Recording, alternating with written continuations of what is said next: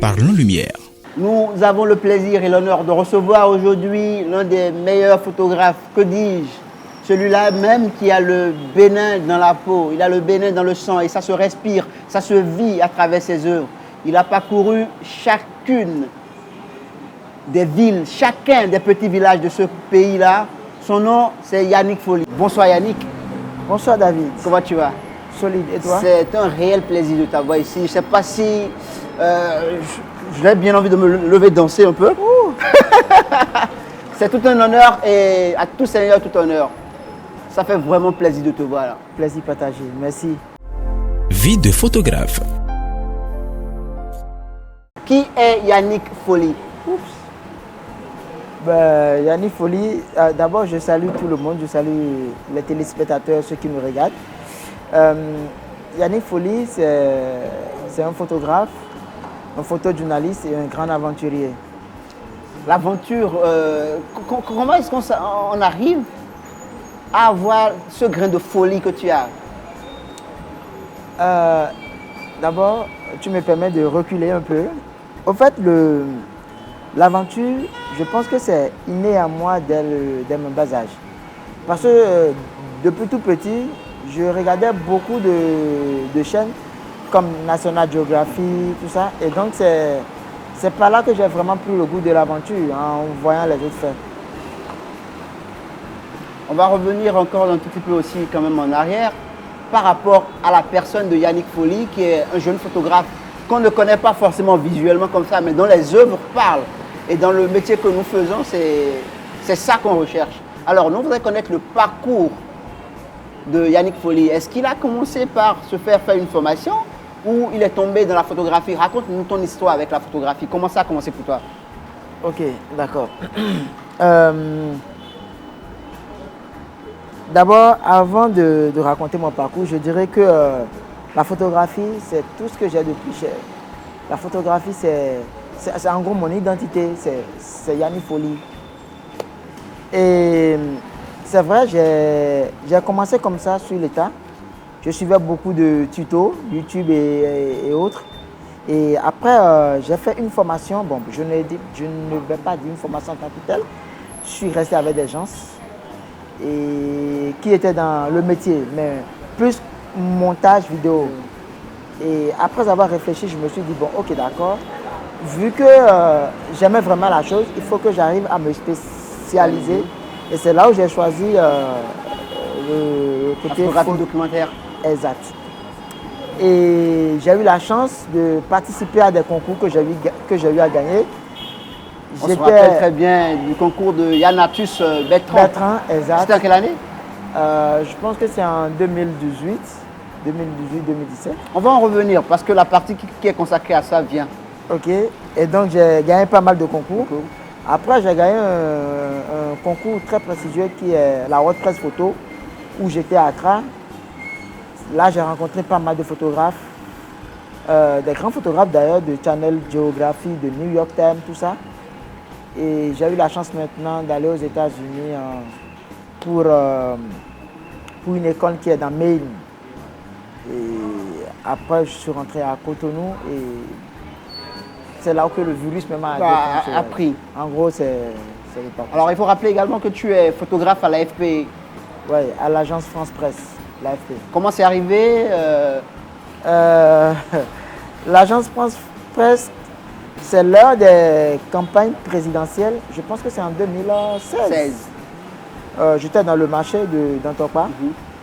Et c'est comme ça que j'ai vu que notre président sera dans le marché. Et donc les femmes criaient, tout ça. Donc j'ai fait sortir mon appareil pour immortaliser ces instants.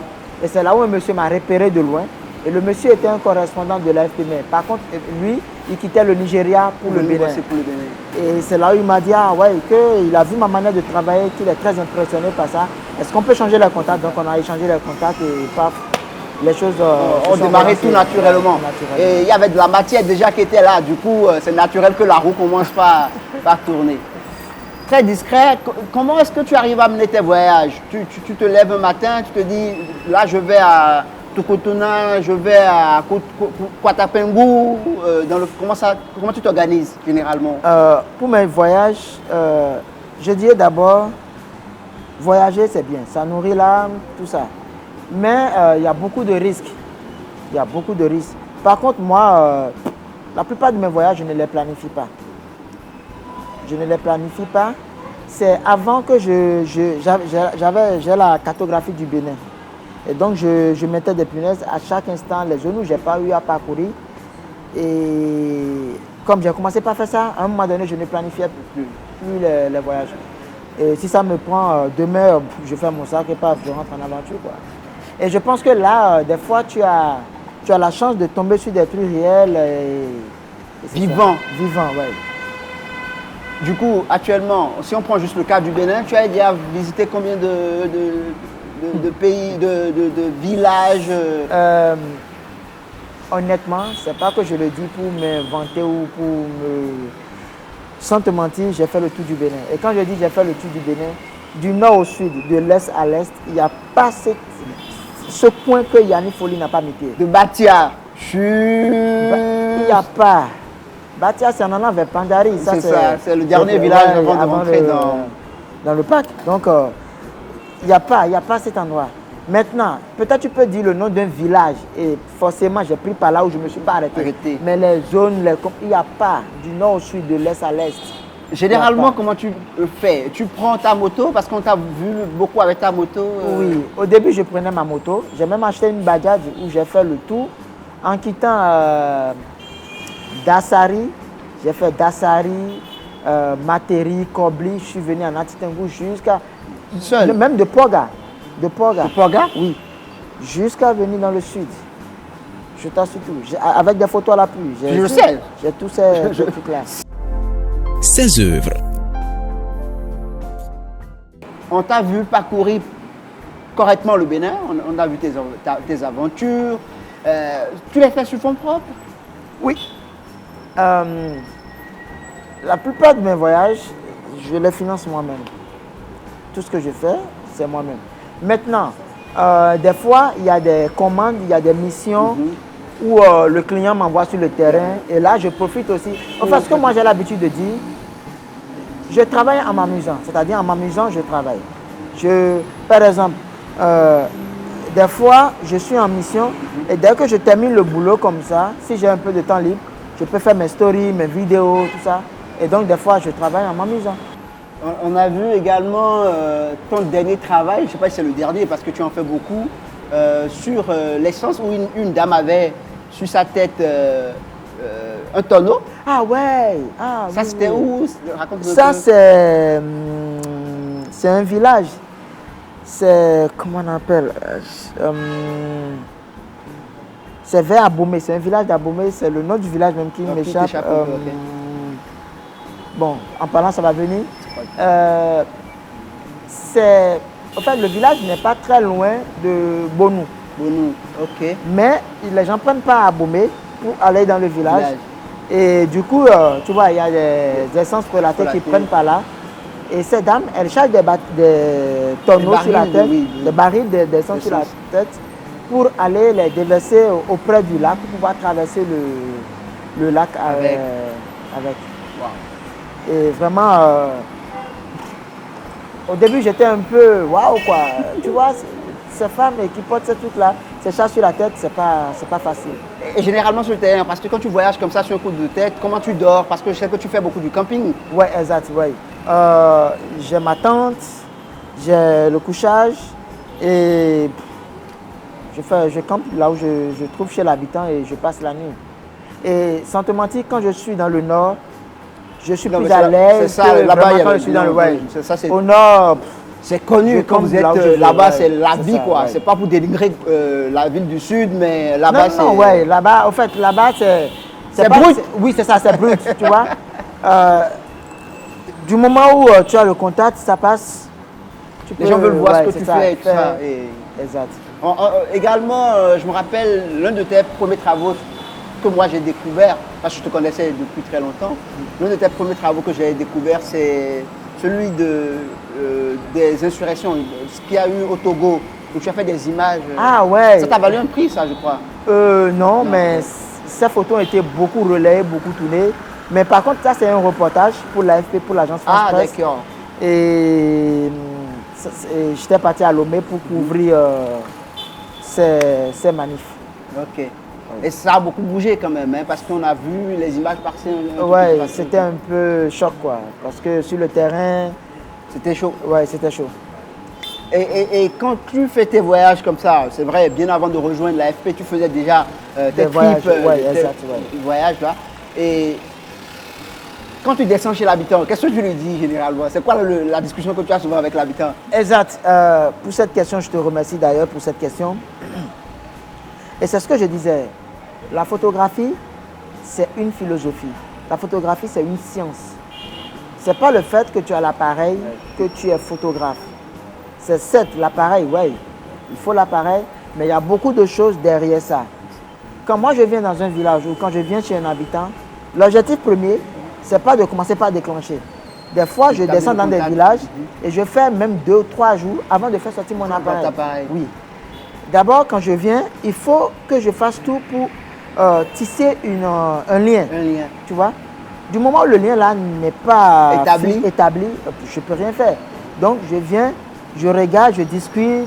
Des fois même, je vais même les aider dans les travaux, champêtre, tout ça. Je les accompagne au champ, tout ça, je regarde. Et c'est après ça maintenant que je commence, ah moi je suis photographe, est-ce que je peux vous prendre en photo, tout ça. Et là, je commence le travail.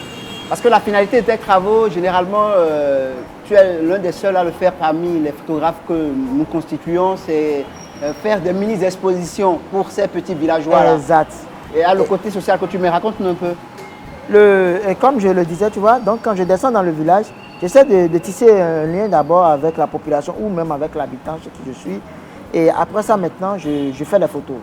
Et je constate que quand je fais ces photos, c'est vrai, c'est bon d'immortaliser des instants, mais je me suis dit, mais pourquoi ne pas aller auprès de ces gens-là pour leur montrer un peu les images?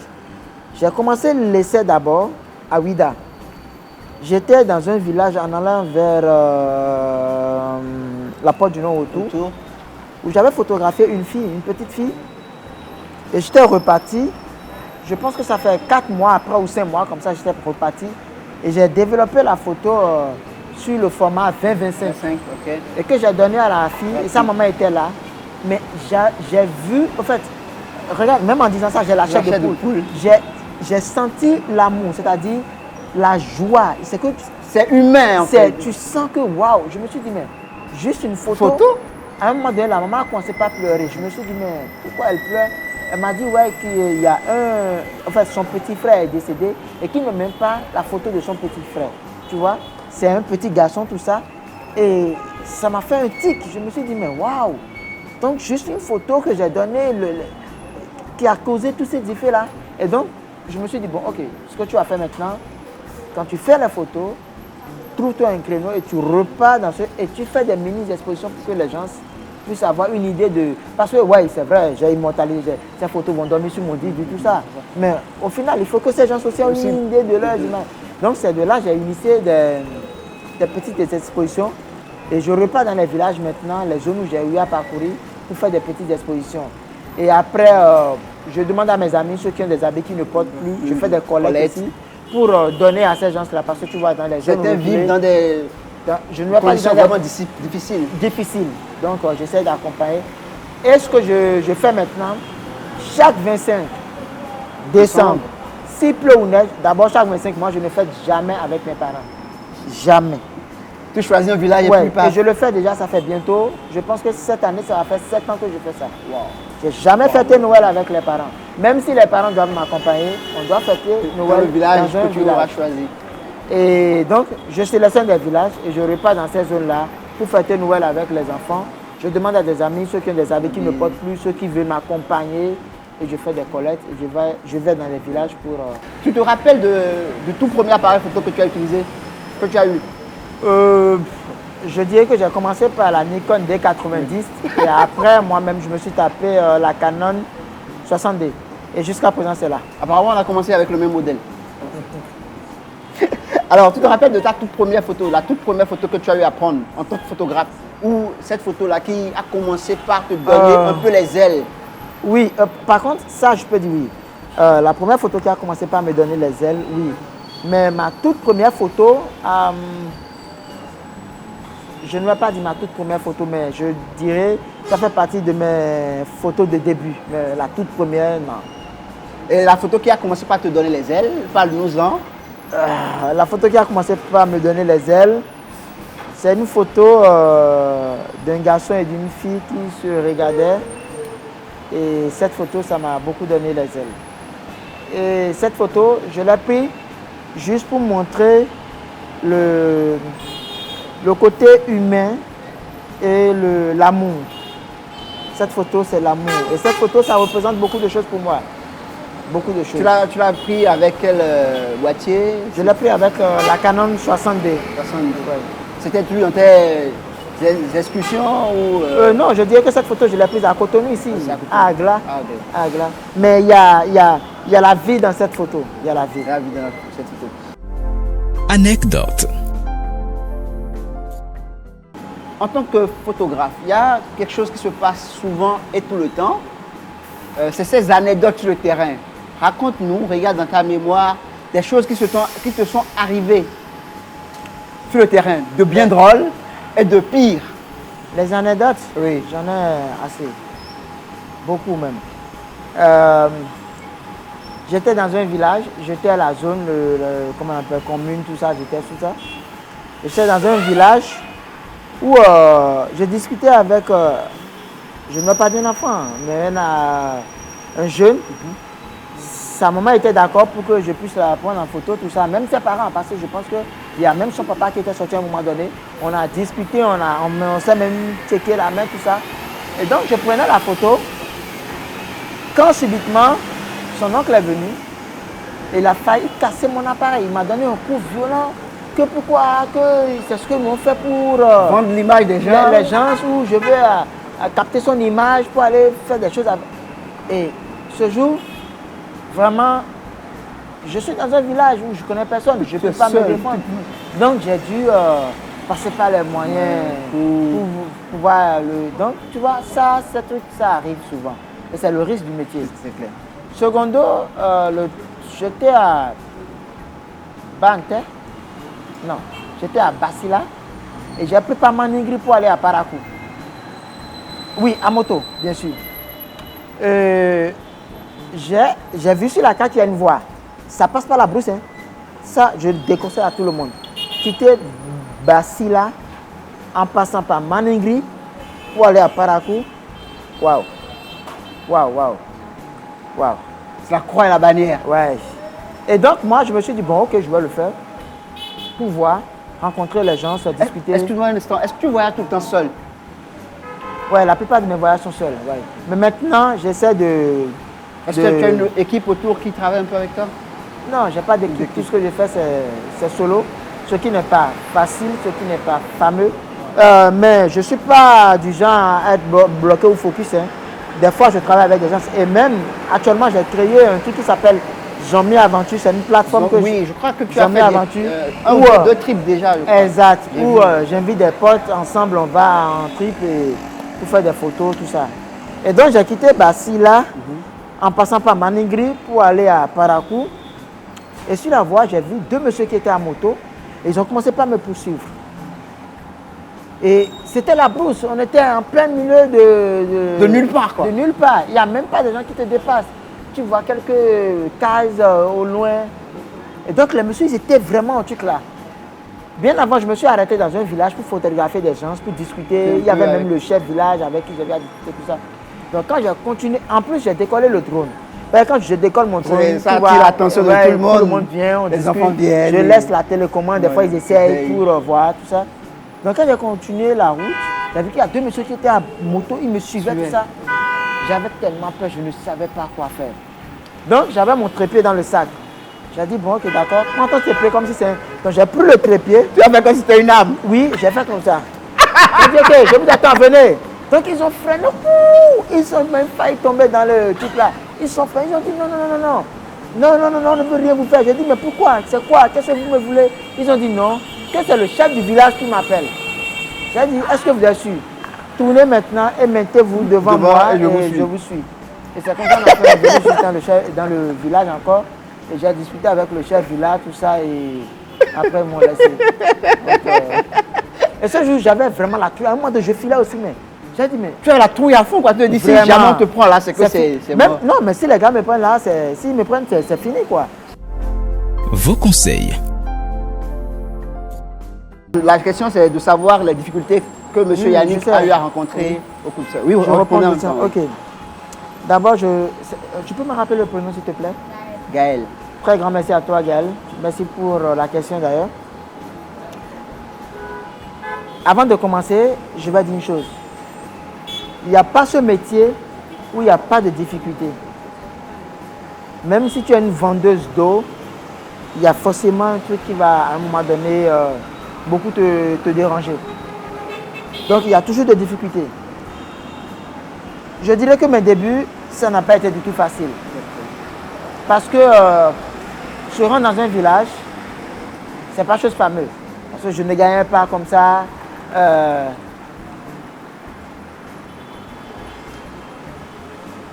Je cogitais plus mes mener, c'est-à-dire je réfléchissais beaucoup. Parce qu'arrivé sur le terrain, je me dis, mais qu'est-ce que je dois apprendre? Tu vois? C'est pas maintenant, par exemple, aujourd'hui maintenant, si je descends à tel endroit, je sais déjà sur quoi je peux travailler ou bien je sais quel sujet qui peut être tac, quoi. Ou si je dois faire des portraits, comment je peux faire. Mais mes débuts, je n'étais pas vraiment aussi pro que ça, quoi. Donc si je venais, je voulais tout faire à la fois. Mais en faisant tout, je ratais beaucoup de choses. Tu vois? Ça, c'est la difficulté que je rencontrais. Et c'est vrai, pour me déplacer aussi, c'était très, très difficile. En gros, c'est tout ce que je peux dire concernant les difficultés. Tu as eu réponse à ta question? Ok. J'aimerais aussi quel conseil vous avez à donner aux jeunes qui veulent passer Ok, les jeunes qui aimeraient être photographes, embrasser ce métier, la première des choses, c'est qu'il faut qu'ils croient d'abord à ce qu'ils veulent faire. Et jamais du suivisme. L'autre, il fait ci, ah, moi-même, je vais faire comme lui. Jamais. La photographie, c'est pas. Il faut qu'ils arrivent d'abord à identifier en quoi ils sont forts. C'est un peu comme si tu veux créer une entreprise, il faut avoir comment ils appellent, études. Ils font des études. Études de terrain, des études de... Dans quoi il faut d'abord commencer par ça. Si c'est la mode, tu te dis, bon, ok, c'est la mode. C'est comme ça que je dois faire. Parce qu'il y a une chose que beaucoup ne comprennent pas. La photographie, il y a plusieurs branches. Tu peux être photographe animalier, photographe paysagiste, photographe reporter, photographe nudiste. Il y a plein de choses. Donc, c'est à toi d'établir tout ça là devant toi. Dans quoi je veux me spécialiser. Du moment où tu fais ce travail, tout le reste peut venir. Parce que dès que tu te trouves, dès que tu sais, là, tu te dis maintenant, ok, je vais le faire. Maintenant, comment je dois le faire? Quels sont les moyens? Comment je vais me prendre? Tout ça. Ce que moi, je voulais vous demander, moi par exemple, avant de commencer sur ma vie, avec la sortie des appareils iPhone, les appareils évoluent, que plus tard, la photographie va plus bien donner. Est-ce que vous pensez la même chose que ceux qui disent ça? Ok, je vois déjà ta question. Aujourd'hui, la technologie va à une vitesse incroyable. C'est vrai, beaucoup disent, ouais, la photographie ne va plus exister, tout ça. Il y a une chose, la photographie, j'enseigne dans une école de design. Je suis professeur dans une école de design. Qu'est-ce que j'ai l'habitude de dire à mes étudiants? La photographie d'abord, c'est qu'est-ce que je veux montrer? C'est une réflexion. Par exemple, si je te donne un appareil, je dis, prends l'appareil, fais-moi une photo. Tu ne peux pas commencer par déclencher. Je dis, bon, prends mon appareil, fais une photo. Ou bien fais-moi une photo. Tu vas d'abord réfléchir. Tu ne peux pas prendre l'appareil et commencer par me prendre comme ça. Tu vas dire, bon, ok, d'accord, il m'a dit, fais-moi une photo. Du moment où tu réfléchis d'abord, ça veut dire que même plus tard, si on fait sortir des robots, les robots ne peuvent pas faire les photos comme ça, comme l'être humain. La seconde raison, c'est que je vois que souvent, les photos sont dans l'environnement, tu vois. Qu'est-ce qui vous permet de savoir que c'est le bon moment pour appuyer sur le déclencheur? Très bien. Et c'est ça que moi j'appelle l'instant T. La photographie, je dirais que c'est 3 choses primordiales. La première des choses, c'est qu'est-ce que je dois photographier. Il faut avoir le sujet. Deuxième chose, la luminosité. Du moment où tu as là une bonne luminosité. Troisième chose, cadre. Le cadrage. Et la quatrième chose, c'est l'instant T. Du moment où tous ces trucs sont réunis, tac, tu appuies. Et donc, ta question est quoi? Qu'est-ce qui me permet de déclencher pour avoir l'instant T? L'instant T vient comment? L'instant T vient du moment où tu sais que, ouais, toutes les conditions sont réunies. Là, tu peux appuyer. C'est là où l'instant T vient. Si je dois te faire une photo là maintenant, je ne peux pas rester ici. Parce que si je reste ici, pourquoi? Je sens qu'il y a une lumière qui vient d'ici. Ici, c'est sombre. Donc, je dois me déplacer. Si je me déplace comme ça, j'attends. Tu vois, il y a des gens qui passent. J'attends au moment où les gens seront dans le champ ou bien il y aura... Du moment où j'ai vu que le truc est formé maintenant, moi, je déclenche. Donc, si je n'ai pas ces conditions réunies, je ne peux jamais déclencher. Tu vois, la lumière vient d'ici. Ici, est plus clair qu'ici. Donc, je vais voir. Ah, il faut que je me positionne le sujet. Okay. J'attends d'abord. Tout ça n'est pas terminé. Le cadre, tu vois, je fais le cadrage. Donc, ok, c'est comme ça que je vais rester. D'accord. Je vois quelque chose dans le sujet, ou bien je vois que c'est réuni, je déclenche. Du moment où moi, j'ai pas ce truc-là, je ne vais jamais déclencher. Quant aux photos, quelle est la touche particulière que vous avez sur le photo? Qu'est-ce qui te différencie en fait des autres photographes? Ah ouais, super, ok. Moi, je maîtrise mon boîtier. Quand je fais une photo, si je dois déclencher, comme je l'ai dit tout à l'heure, je dois avoir mes conditions réunies, à savoir une bonne luminosité, cadrage et après l'instant T. Donc, du moment où j'ai ça et je fais mes réglages, parce que j'ai mes réglages, du moment où je fais mes réglages, je déclenche. Et donc, je ne suis pas trop retouche.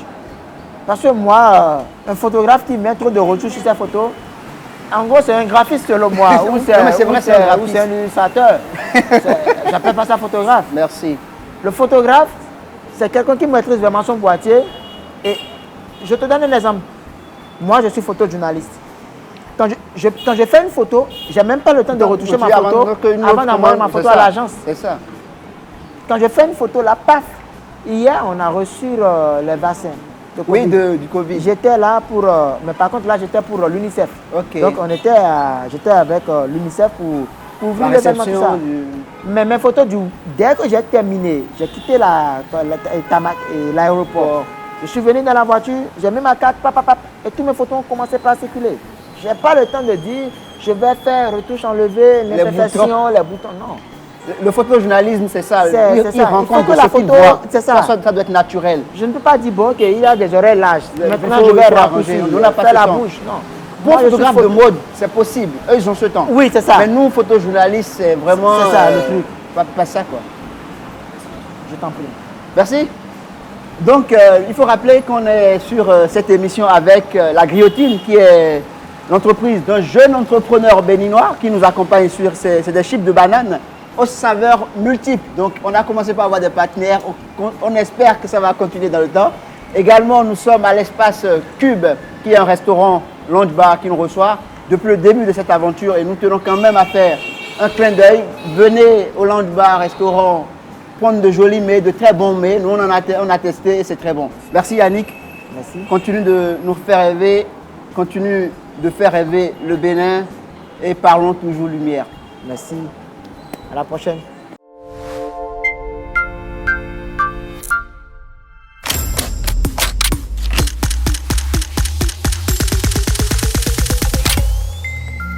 Parlons lumière.